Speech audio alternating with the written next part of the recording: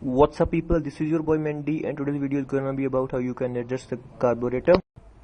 This video can be used to adjust any 4-stroke carburetor. So this is my TVS Apache RTR 160. It is having a BS26 named carburetor which is made by Mandy. The configuration of jets is 105mm main jet and 15mm of pilot jet. To give you a proper view, let me remove this panel. So you need to know about two main screws. This is our fuel screw, this is our idling screw. If this screw is located towards engine side, it's called a fuel screw, and if it's located towards air breather sides away from engine side, it's called a air screw.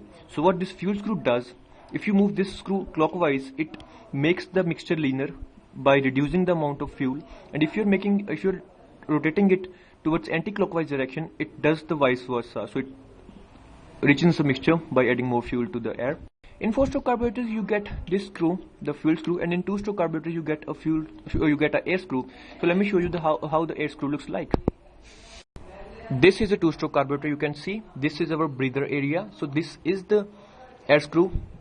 What it does the opposite to the fuel screw. If you're rotating it towards clockwise direction, it increases the amount of fuel, and if you're moving it into anti-clockwise direction, it does the vice versa. So let me go back to the 4-stroke carburetor. Alright, so the adjustment, whatever we're gonna do this with these two screws only. Okay, so first of all, what I want you to do, that first of all check your factory settings. This is your fuel screw, so move it clockwise by counting the rotations. You can say half, half and half. So 2. You can see the 2 rotations. So 2 rotations from the bottom is my factory setting. So if I mess something up, so I'll be back on my current setting. So that way I'll be safe in future. So for noobs, this thing is really a must to memorize, because otherwise you gotta go to a mechanic to fix it. So alright, I'm back on my 2-stroke. I'm sorry about that. I'm back on my 2 rotation settings, which was fixed by my factory or the manufacturer. Okay, so warm up your bike. So go ride it for 30-40 minutes. So I have ridden it for 30 minutes and the engine is completely warmed up. That's a essential thing. You have to warm up your bike before adjusting the carburetor. You cannot adjust with the cold engine. Okay, so start your bike after warm up. You can see.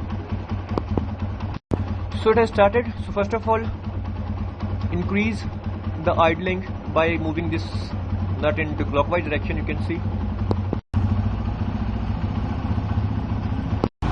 Alright, so I have increased the idling somewhere around 3000 RPMs.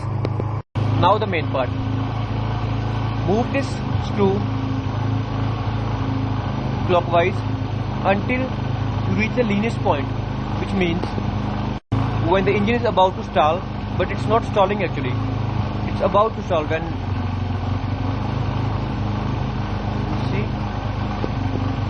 so you feel that it's about to stall. So from here you need to move the nut into anti-clockwise direction, say 1/8 rotation per time or per turn. So almost here. I don't know if you can hear it or not, but the RPMs, they has become really steady. They are really stable now. So from this point, if I'm moving the nut more into anti-clockwise direction, you can hear the RPMs again start to say they're losing their steadiness. So I'm back on a point. So yeah, this is a point where the RPMs are really steady. So now come back to proper idling by moving this nut anti-clockwise and adjust it somewhere between 1.2 to 1.4. Alright, so that's how it's done. Do it, try it for as many times as you want. So that's how it's done. What I want to tell you at last, that there is no guarantee that you're gonna fix it in a first try, because for noobs it's really hard, but you're gonna get used to it and then you're gonna fix it yourself. So alright buddies, that was my video. Subscribe if you want more.